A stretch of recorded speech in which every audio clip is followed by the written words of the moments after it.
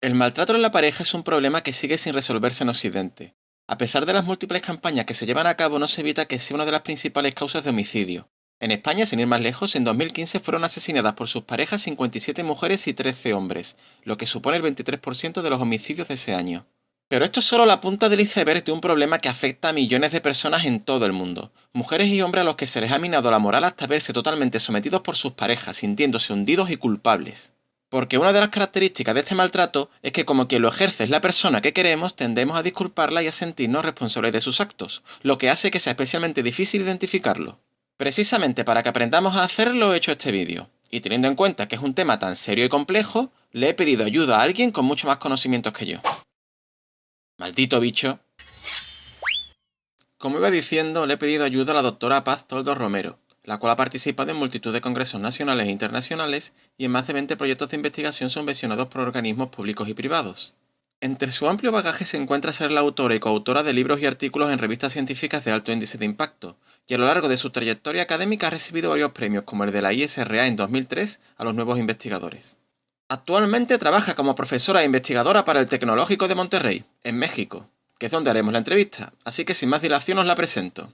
Sé bienvenida, Paz, a mi humilde canal, que hoy se parece un poco más a tu despacho. Y cuéntanos, ¿cómo podemos identificar que estamos en una situación de maltrato? Bueno, pues hay veces que es muy difícil identificar que estamos en una situación de maltrato. A veces la violencia es una violencia indirecta, es una violencia psicológica, una violencia encubierta, donde no hay una muestra clara, como por ejemplo un tipo de violencia física, donde un golpe, un insulto, un grito, pues sí es fácilmente observable e identificable. Entonces, cuando estamos siendo víctimas de violencia psicológica, pues es muy difícil saber las consecuencias, ¿no? Y saber que realmente estamos siendo víctimas de este tipo de violencia. Entonces, bueno, pues pueden empezar desde trastornos físicos, como molestias intestinales, alteraciones funcionales,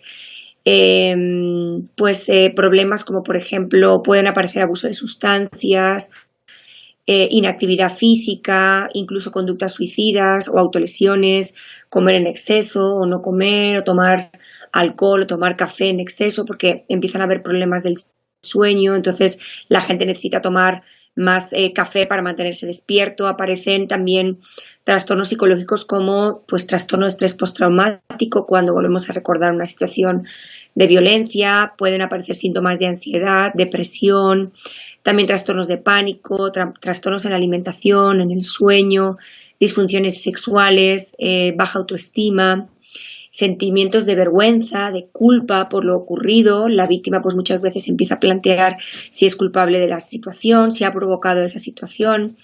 Y aparecen también muchos trastornos psicosomáticos. Empiezan a aparecer enfermedades físicas que a veces no hay un daño físico como tal, o sea, a veces podemos llegar al doctor y no hay un problema de estómago como tal, pero sí la persona pues se siente irritable, se siente que le duele el estómago, siente que tiene ansiedad, siente que tiene dificultades para dormir y pues sobre todo empieza a disminuir la autoestima de la víctima, ¿no? La víctima empieza a sentir que no hace nada bien, empieza a sentirse deprimida, incluso empieza a afectar otras áreas que no es meramente solamente de la pareja, en el área familiar, sino que también en el trabajo, con los amigos.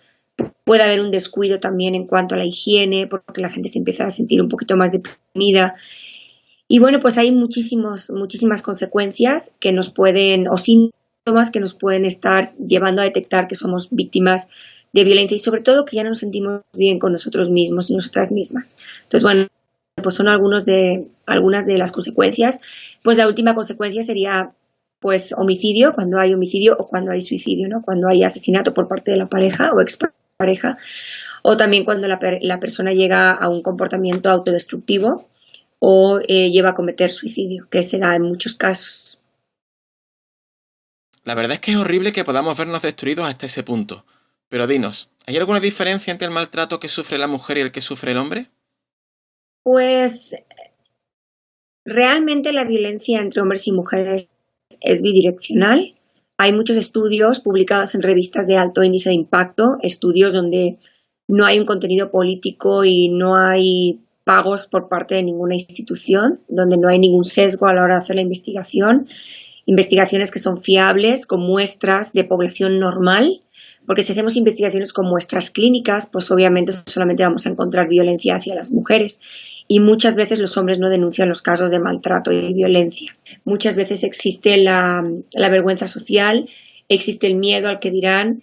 Los hombres muchas veces encuentran que no hay instituciones donde poder denunciar, no hay ayudas para estos hombres que están maltratados o incluso para mujeres lesbianas o hombres homosexuales donde no hay centros de protección para ellos. Entonces, bueno, pues también es un tipo de maltrato social y discriminación también en los casos de separación y divorcio hacia los hombres. Entonces, la violencia es bidireccional y a veces sí podemos encontrar diferencias en cuanto a la violencia que perpetran tanto hombres como mujeres. En muchos casos los hombres utilizan más la violencia física, también por una cuestión de socialización, por una cuestión, pues sobre todo de socialización, porque a niños y a niñas se les educan de manera diferente. A los hombres se les educa a reprimir todas las emociones, menos la agresión. Y entonces los hombres, pues de niños juegan mucho a luchas y desarrollan más la parte física y se ve, ¿no? Que en los niños pequeños, pues en las escuelas normalmente usan más la violencia física. Mientras que a las niñas se les educa de una manera muy diferente y se les educa a pedir las cosas pues llorando, a expresar todas las emociones, salvo la agresión. Entonces las mujeres pues desarrollan otro tipo de conductas violentas y otras estrategias para usar la violencia y se ve claramente en la adolescencia. Hay un pico de edad a los 11 años donde las chicas utilizan más la violencia psicológica e indirecta y los chicos utilizan más la violencia física y se ve también en los estudios sobre bullying o sobre violencia en las escuelas. Y esos patrones de comportamiento se van repitiendo luego en otros contextos como es en la relación de pareja o en la familia, donde encontramos más casos de violencia física del hombre hacia la mujer, pero existen más casos de violencia psicológica, indirecta y verbal y manipulación social de la mujer hacia el hombre. Pero ya digo que también pueden haber mujeres que usan la violencia física hacia sus parejas y también pueden haber hombres que utilizan la violencia psicológica hacia su pareja.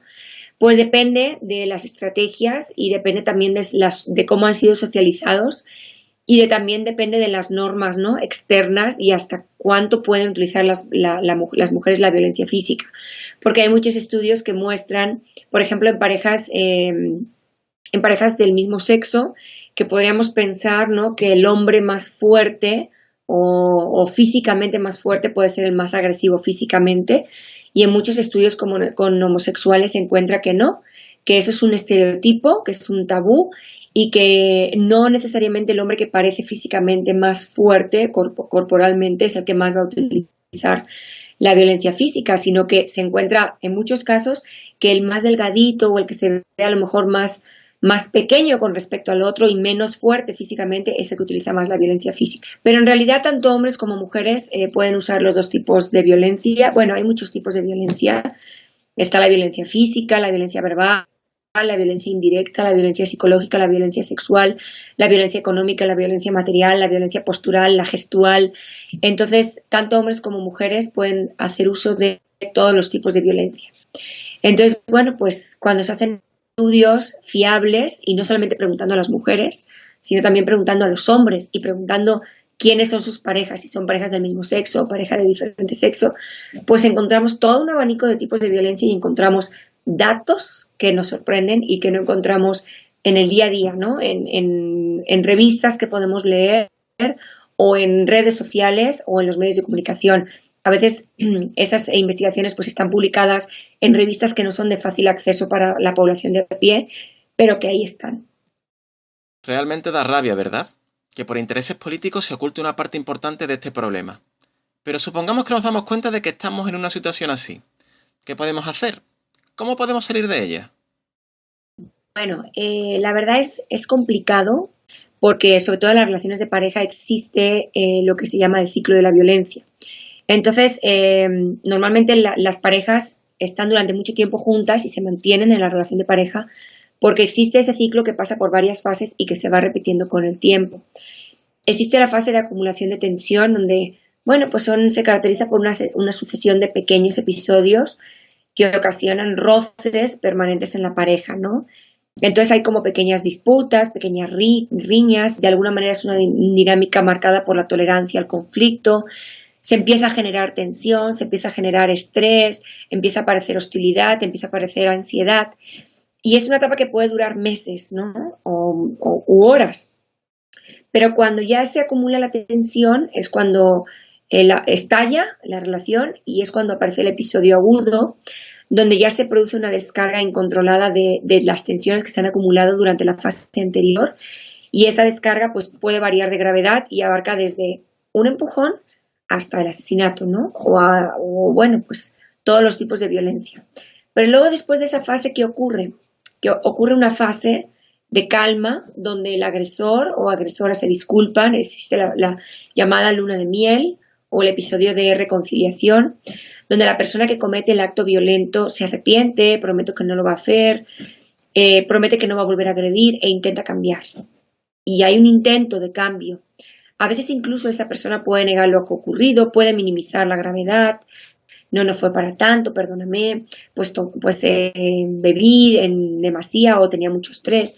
Entonces intenta justificar y renegociar los términos de la relación. Y la víctima, la persona que ha sufrido esta situación, pues quiere creer en las promesas porque, bueno, generalmente pues quieren a la pareja, se reconcilian con ella esperando y con la esperanza de que van a cambiar, de que su pareja va a cambiar. Sin embargo, tiende a volverse a relacionar de la misma manera, vuelve la primera fase, vuelve la tensión, vuelve a surgir, aparecen los primeros roces, peleas, la tensión aumenta y vuelve a ocurrir la misma situación. Es el pez que se muerde la cola. Entonces, bueno, pues es fácil salir de la situación. Primero hay que reconocer que se está siendo víctima de violencia. Y a veces eso es difícil cuando hay una violencia psicológica, cuando hay una violencia indirecta, una violencia encubierta, donde a veces el agresor permanece no identificado y es muy difícil saber que estamos siendo víctimas de violencia, sobre todo cuando la autoestima ya está muy minada por parte del agresor. El agresor siempre o agresora siempre va a intentar ejercer el poder y va a intentar dejar a la víctima en una posición de vulnerabilidad y subordinada. Entonces esa persona a veces no se da cuenta y tiende a justificar las conductas del agresor o agresora o tiende a sentirse culpable, ¿no? Y a veces piensa que está haciendo algo para provocar la situación. Entonces, bueno, pues se puede salir de la situación, sí, primero es reconocer, es buscar apoyo, eso es muy importante, tener un apoyo, tener gente que nos esté apoyando, hablar de la situación, buscar personas que hayan pasado por la misma situación y sobre todo buscar un profesional, buscar una persona que nos ayude a darnos cuenta de que estamos siendo víctimas de la situación de violencia, buscar un terapeuta, buscar un psicólogo, buscar también personas que nos puedan ayudar, que nos puedan dar consejo a nivel legal y también a nivel de salud. Y es importante primero empezar a trabajar con un terapeuta nuestra autoestima, empezar a trabajar con cómo estamos, cómo nos sentimos y empezar a sentirnos bien para empezar a tomar decisiones. Y bueno, pues por parte del agresor o agresora, esa persona se tiene que dar cuenta de lo que está ocurriendo, de que hay un problema, de que estamos hablando de que tiene esa persona un problema. Y si esa persona no quiere cambiar, no quiere ir a terapia, por ejemplo, va a ser muy difícil que cambie. Tiene que estar convencida. Muchas personas van a terapia porque los obligan cuando hay casos de denuncias y pues en realidad van a pasar las horas, van a pasar el tiempo porque están obligados a ir, pero realmente no quieren cambiar. Y bueno, pues hay terapia y hay pues terapia en la que el agresor o agresora pues pueden cambiar. Se les enseñan habilidades de comunicación, también se trabaja mucho con la autoestima, se trabaja también con los problemas de ansiedad, con la resistencia al cambio, con la rigidez de pensamiento, se trabaja también si hay abuso de sustancias, pues se trabaja también estos temas y bueno, pues también se trabaja con las distorsiones cognitivas que tenemos acerca de las relaciones de pareja, con los sesgos cognitivos, con los roles sexuales, con ideas distorsionadas que pueden haber sobre la legitimización de la violencia o la justificación. Y bueno, también se les enseña cómo detectar emociones, cómo cuando hay una situación de tensión empiezan a aparecer los primeros síntomas físicos y se les enseña a detectar esos síntomas físicos para salir de la situación y no llegar a una situación de violencia más allá de, pues que en ese momento cuando la persona se siente así, se vaya y no descargue esa ira, esa agresión, esa frustración contra la víctima. Pero lo que está claro es que la persona tiene que estar convencida de que tiene un problema y de que realmente quiere salir de la situación y quiere cambiar. Pues supongo que con esto podemos dar por concluido el vídeo. Muchas gracias, Paz, por tus explicaciones, tanto de parte de mis seguidores como mía. Espero poder contar contigo de nuevo en un futuro. Claro que sí. Pues muchísimas gracias por invitarme y pues yo animo a todas las personas a que se informen más, a que lean, a que investiguen, a que estudien, porque muchas veces leyendo un artículo podemos darnos cuenta de que estamos viviendo con un maltratador o con una maltratadora, porque a veces las formas de violencia son tan sutiles y a veces se puede ser muy violento o violenta con el silencio. El ignorar a una persona, el criticarla, el que estés expresando los sentimientos a alguien y esa persona no te escuche, te ignore, se vaya a otra habitación, se ponga a hacer sus cosas. También el silencio puede hacer mucho daño.